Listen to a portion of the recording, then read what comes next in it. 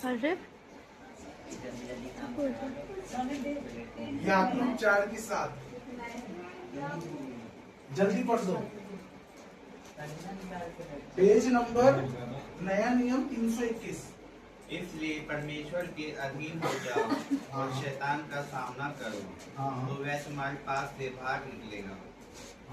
मैं आपको एक चीज रियलिटी बता रहा हूँ, मैं आपको बिल्कुल सच्चाई बता रहा हूँ। मैंने आज के लिए वचन तैयारी नहीं किया था। मैंने कहा तेरे को जो तू देगा मैं वो बोल दूंगा, मुझे नहीं समझ में आना मुझे बोलना क्या है आज, है ना। एक पादरी को बड़ी दिक्कत होती है कि हर हफ्ते वो क्या वचन सुनाए, क्या प्रचार करे, हमें तो पादरी को नहीं पता रहता। पादरी भी सोचता रहता है कि किस विषय में, बाबू तू बैठ जा मुझे डिस्टर्ब हो रहा है ना। एक पादरी को भी दिक्कत होती है कि अगले हफ्ते वो क्या प्रचार दे, किस टॉपिक पे प्रचार करे, उसको भी दिक्कत होती है। तो मैं इन दिनों सोच रहा था कि प्रभु क्या प्रचार हो, मुझे नहीं समझ में आया कि प्रभु जो तू देगा मैं वहां पर दे दूंगा।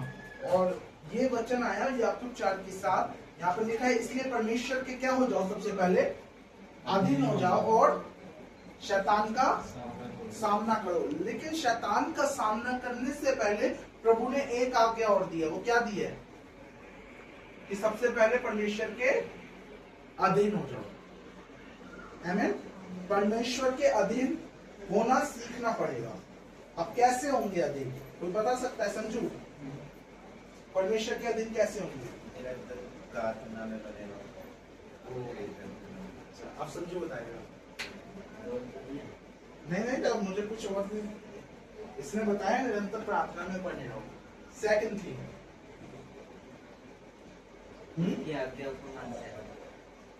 उसके आज्ञा को मानो। जॉन, अरे सब वही बोले जा रहे, कुछ अपना भी तर्क रख दो।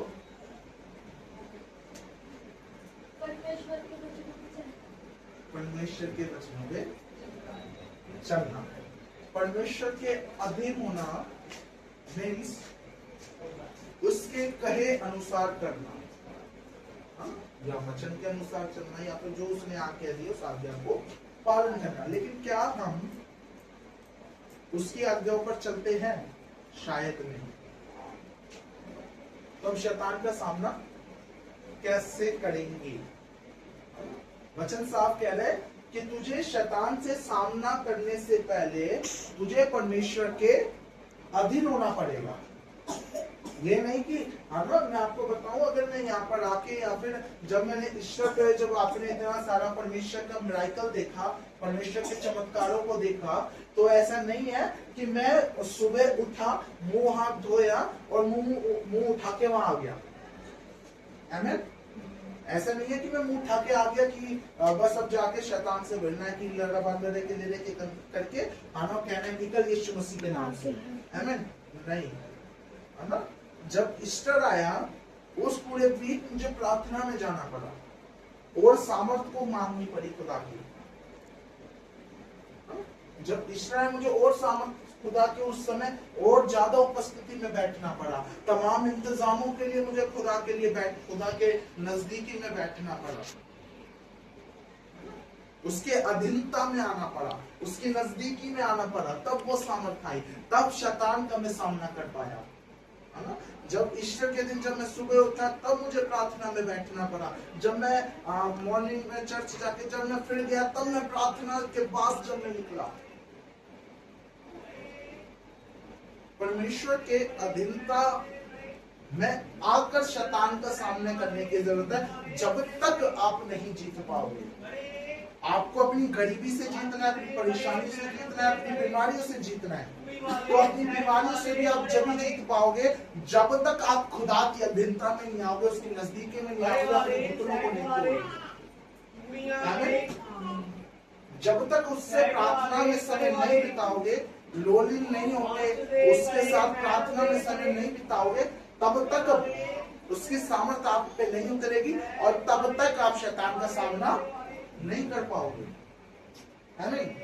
बाइबल साफ कहती है 4 की 7 में कि इसलिए परमेश्वर के अधीन हो जाओ, शैतान का सामना करोगे, तब वह तुम्हारे पास से भाग निकलेगा। वो भाग, वो ये भी कह रहा है कि ऐसे नहीं क्या आपकी तैयारी में और आपने हाथ निकल यीशु मसीह के नाम से, आप निकल यीशु मसीह के नाम से निकलोगे, वो तेरे अंदर घुस के आ जाएगी आप एकदम, है ना। उसके एक सामर्थी बंदे को उससे बाद में निकालने पड़ेंगे, सबसे पहले जो जिसको भेजा होगा, है ना, उसमें से निकालना पड़ेगा। आमीन, हालेलुया।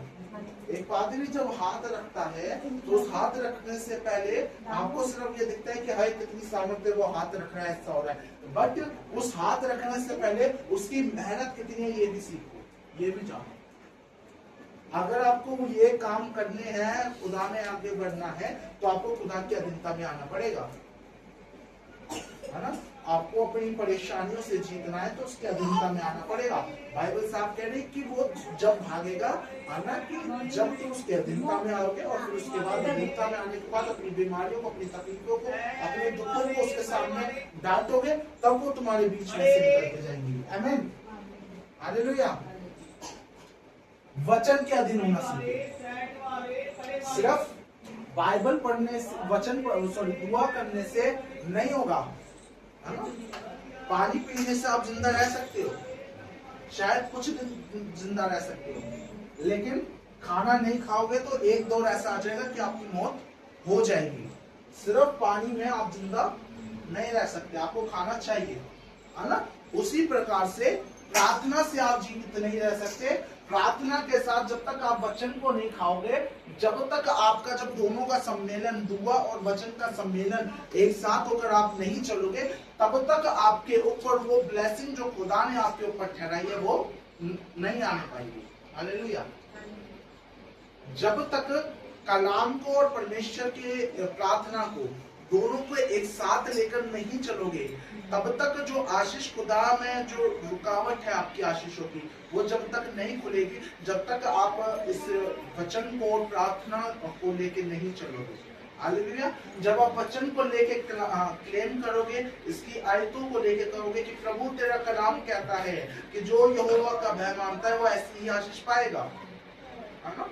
प्रभु तेरा कलाम कहता है मांगो तो तुम्हें चीज दिया जाएगा। प्रभु तेरा कलाम कहता है कि मैं अपनी आंखें पर्वतों की ओर लगाऊंगा, मुझे सहायता कहां से मिलेगी, मुझे सहायता यहोवा की ओर से मिलती है जो आकाश और पृथ्वी का करता है। प्रभु नीति वचन में लिखा है कि तेरे एक हाथ में दीर्घायु और दूसरे हाथ में धन और महिमा है। जब तक इस वचन के द्वारा वचन से क्लेम नहीं करोगे, तब तक प्रार्थना करना भी व्यर्थ है। प्रार्थना और वचन जब दोनों को, जैसे कहते हैं ना, एक गिलास पानी लेके रखते हैं और साथ में भोजन रखते हैं, है ना, तब एक साथ हम क्या करते हैं, उसे खाते पीते रहते हैं, है ना, कि जब ज्यादा मिर्ची लगे तो हम पानी पी लें। उसी प्रकार से हम, ऐसी हमारी क्या होती है, प्रार्थना होती है और वचन होता है ना, कि एक तरफ हमने वचन रखा, एक तरफ प्रार्थना। सबसे पहले हमें वचन पढ़ना, उसके बाद क्या करनी है, हमें प्रार्थना करनी है। जब दोनों चीजों को लेके चलोगे और समतल रूप से, तब हमें बड़ी आशीष मिलेगी। हालेलुया।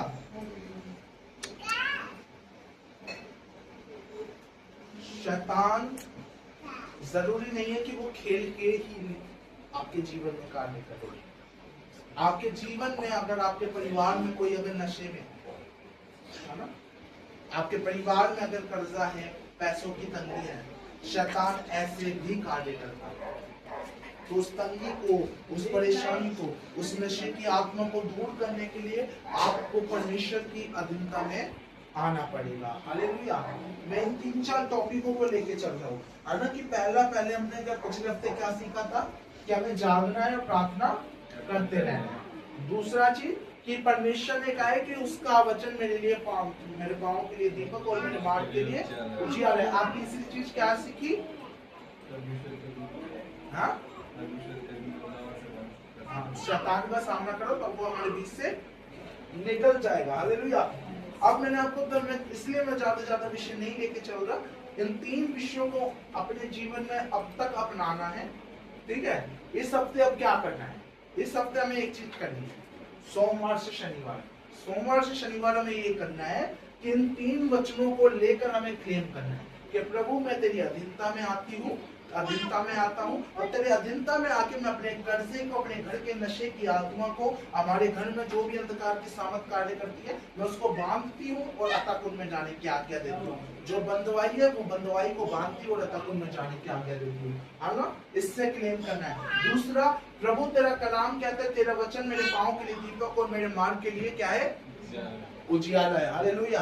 प्रभु मैं जहां जहां जिस काम में हाथ लगाऊं, मैं जिस कार्य के लिए मैं सोच रही हूँ, अपने दिमाग में प्लानिंग कर रहा हूँ, आना तेरा कलाम कहता है तेरा वचन मेरे पाँव के लिए दीपक और मेरे मार्ग के लिए उजियाला है। तो तेरे वचन के कहे अनुसार जिस कार्य में मैं हाथ लगाऊं वहां पर उजियाला हो जाए, वहां पर तेरे नाम का दीपक जलने लगे। आमीन। तीसरी चीज जो परमेश्वर का कलाम कहता है, जागते रहो, प्रार्थना करते रहो ताकि तुम परीक्षा में ना पढ़ो। आमीन। हालेलुया। प्रभु तेरा कलाम कहता है कि जब मैं तेरे से प्रार्थना करूंगी तो मैं परीक्षा में ना पढ़ूंगी, तो तमाम परीक्षाएं मेरे जीवन से क्या हो जाए, दूर हो जाए। ये तीन चीजें आपको इस हफ्ते इन वचनों के द्वारा प्रार्थना करें। हालेलुया। तो परमेश्वर अपने कलाम के पढ़े जाने पे आप सभी को आशीष और बरकत दे, आप सभी को जय।